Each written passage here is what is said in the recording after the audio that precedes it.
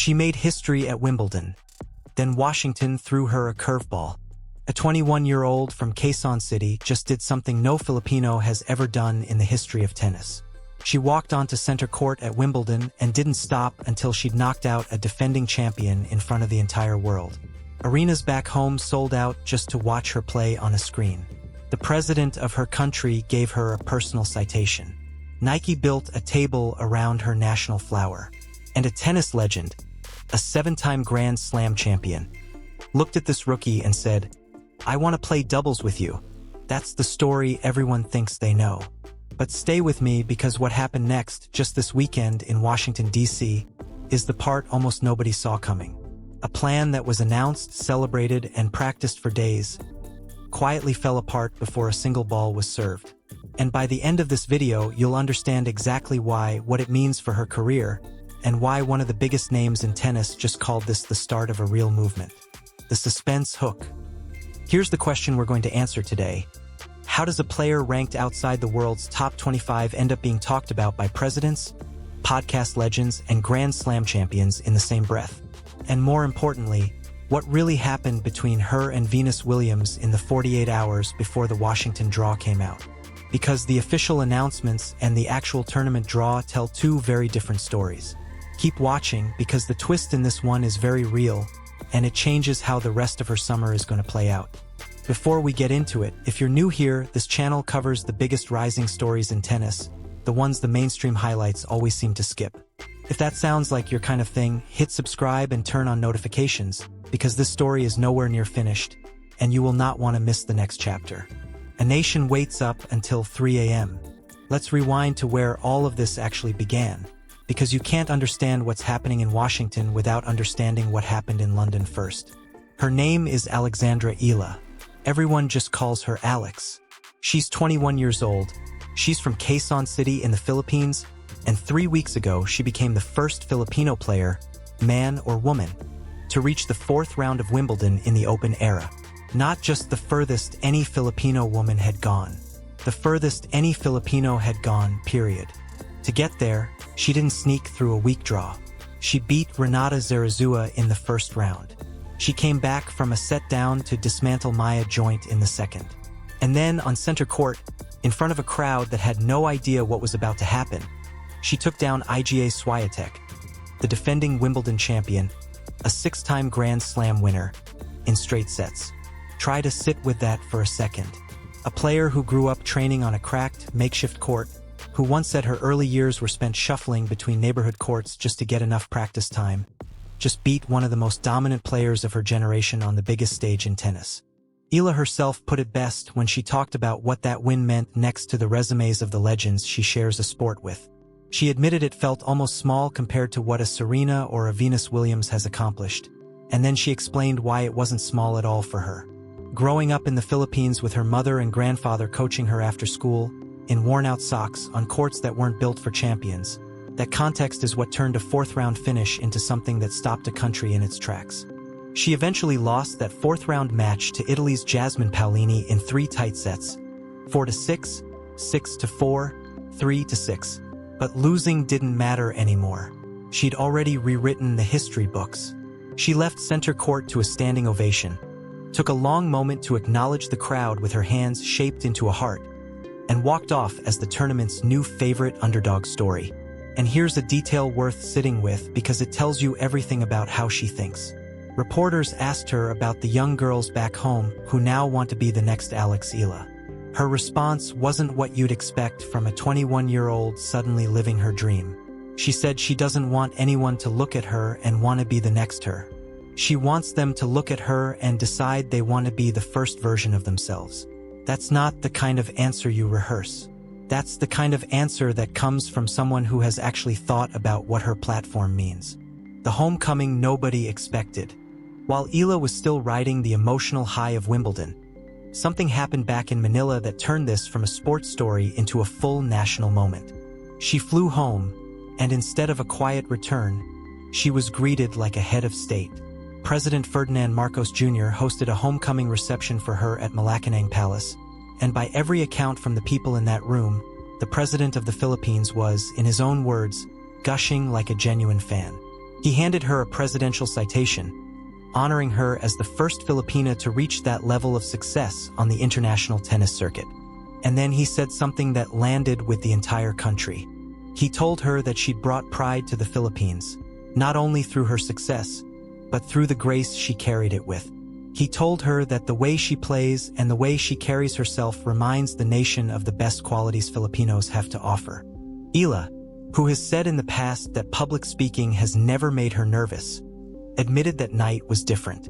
Standing in front of the president and his cabinet, she told the room that hearing those words made her feel like every hour of training that never made it onto a broadcast. The early mornings, the years nobody was watching, had finally been seen.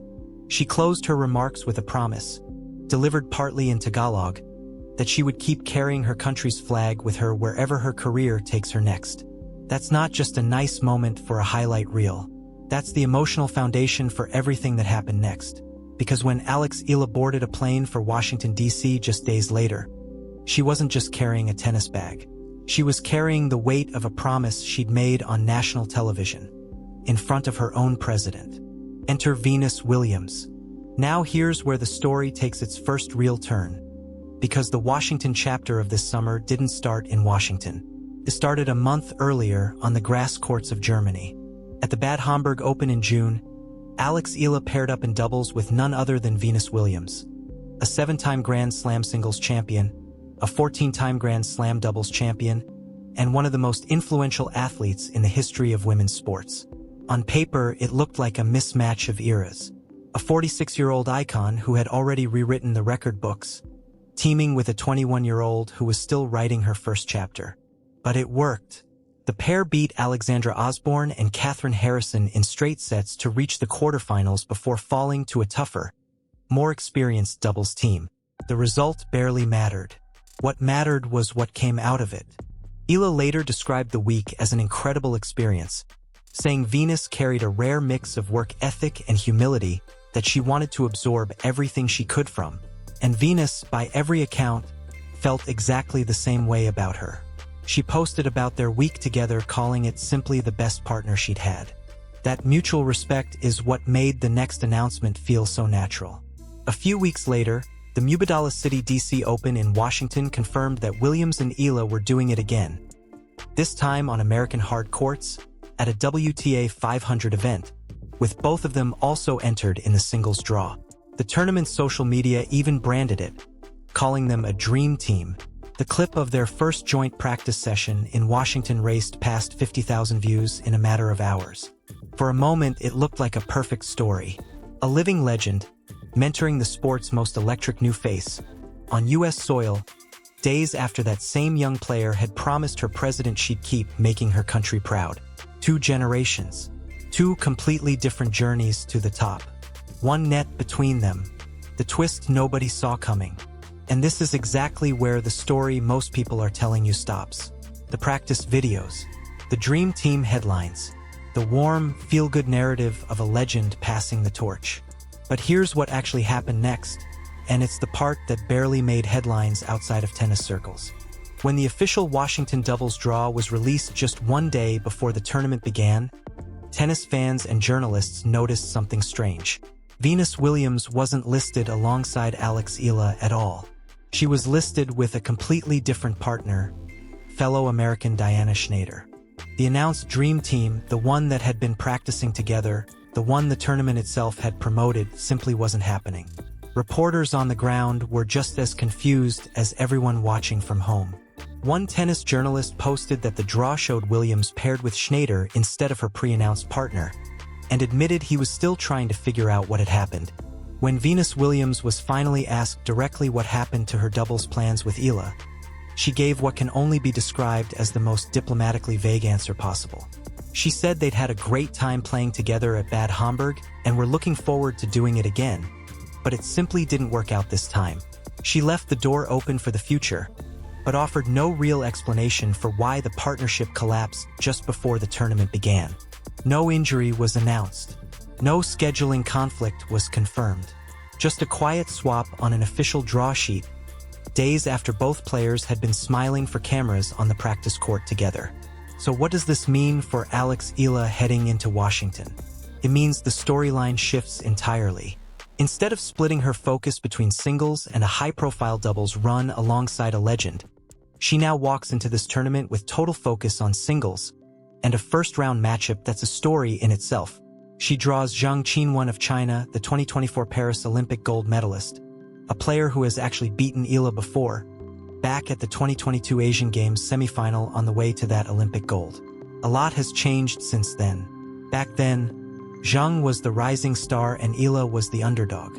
Now Eala sits at a career-high world ranking in the high 20s, while Zhang has fallen outside the top 100 following a difficult stretch. The roles have essentially reversed. Whatever the real reason behind the Venus-Williams situation, one thing is clear. Alex Eala is walking into her first tournament since Wimbledon with something to prove all over again, and this time, she's doing it entirely on her own. The man who called it a movement. While all of this was unfolding, one voice outside the sport's usual commentary circuit kept getting louder. Andy Roddick, the former world #1 and US Open champion, now one of the most followed voices in tennis media through his podcast. Roddick didn't just praise Eala's tennis. He praised the phenomenon around her. He pointed out that when a country throws watch parties in 10,000-seat arenas just to see a fourth-round Grand Slam match on a big screen, that's not hype. That's history happening in real time. He said flatly that he was fully on board with what people were calling Eala mania, and that it was great for the sport as a whole. He went further than that, too, pushing back directly at critics who tried to wave off the attention as overblown. His message was simple. This isn't a fluke, this is a movement, and people should be thankful for it rather than dismissive of it. Roddick wasn't the only major figure to weigh in. Former world #1 Caroline Wozniacki praised her tennis IQ and predicted the sport would be seeing her name for years to come. Novak Djokovic himself called the wave of passionate Filipino fans following her a good problem for tournaments to have. Tournament organizers at multiple stops on tour have said publicly that they embrace the attention completely because it's bringing entirely new audiences into the sport. Here's the number that puts all of this in perspective. The Philippines is home to well over 100 million people. For a country that hasn't had a global sports icon of this scale in a generation, having one young woman single-handedly create an entirely new wave of tennis fandom is not a small cultural moment. It's a seismic one, carrying a country on her visor. If you want to understand why this connects so deeply with people back home, you have to look at the small details, because Alex Eala has never treated her heritage as an afterthought. During her Wimbledon run, fans noticed something stitched into the strap of her custom Nike visor. A phrase in Tagalog that read, "Kapag lumago, hindi na hihinto," which translates to, "Once it grows, it cannot be stopped." Alongside it, she shared an image of the sampaguita, the national flower of the Philippines, with a message explaining that every dream begins as a seed. She's explained that wearing pieces of her culture on court isn't a marketing move. It's personal. She's described where she comes from as a huge part of who she is, and said that representing the Philippines on the sport's biggest stages means everything to her. Nike has leaned into that connection too, gifting her sampaguita-inspired accessories and even building a tribute installation around the flower at their headquarters in Oregon. She carries this pride into every part of her public life. After winning matches overseas, she regularly turns to address her fans directly in Tagalog, thanking them for staying up long past midnight just to watch her play. It's a small gesture, but it's part of why an entire nation feels like they're not just watching her career, they feel like they're part of it. What's actually at stake in Washington? So let's talk about why this specific stretch of the season matters so much for her career, beyond all the emotion and the drama. The Mubadala Citi DC Open runs from July 27th through August 2nd at the William H.G. Fitzgerald Tennis Center, and it's a WTA 500 event, the tier directly below the Grand Slams and the WTA 1000 tournaments. The singles field is loaded, headlined by names like Jessica Pegula, Naomi Osaka, Alina Svitolina, and defending champion Leylah Fernandez. Eala enters as one of the highest-ranked players in the draw, sitting at a career-high world ranking in the high 20s after her Wimbledon breakthrough. What makes this stretch of the calendar so important is timing. This tournament kicks off the North American hardcourt swing, Washington, then Toronto, then Cincinnati, before the US Open closes out the season's final Grand Slam in New York. A year ago, Eala barely had a presence on the tour at this point in the calendar, which means almost every ranking point she earns this summer is new ground rather than points she's defending. That's the kind of opportunity that can rewrite a season in a matter of weeks. She's already shown she can beat the players who matter. Since last year's Miami Open alone, her list of victories includes Madison Keys, Iga Swiatek, Jasmine Paolini, Coco Gauff, Elena Rybakina, and Alina Svitolina. That's not a list padded with easy names. That's a resume built by beating Grand Slam champions and former world number ones. But true to her own words, she's never framed this in terms of a target round or a specific ranking milestone. She said before that she doesn't walk into a tournament thinking she has to reach a certain stage.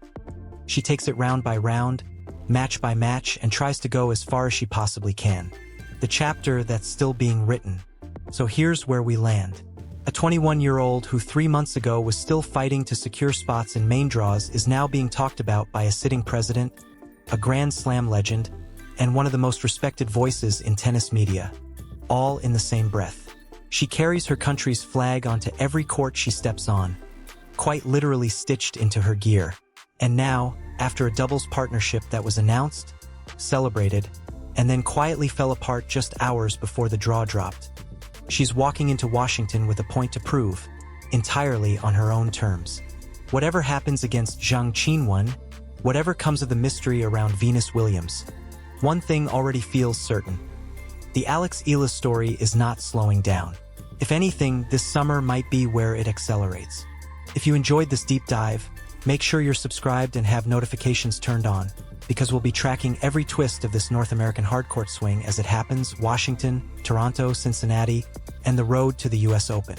Drop a comment telling us what you think really happened between Eala and Williams behind the scenes, and we'll see you in the next one.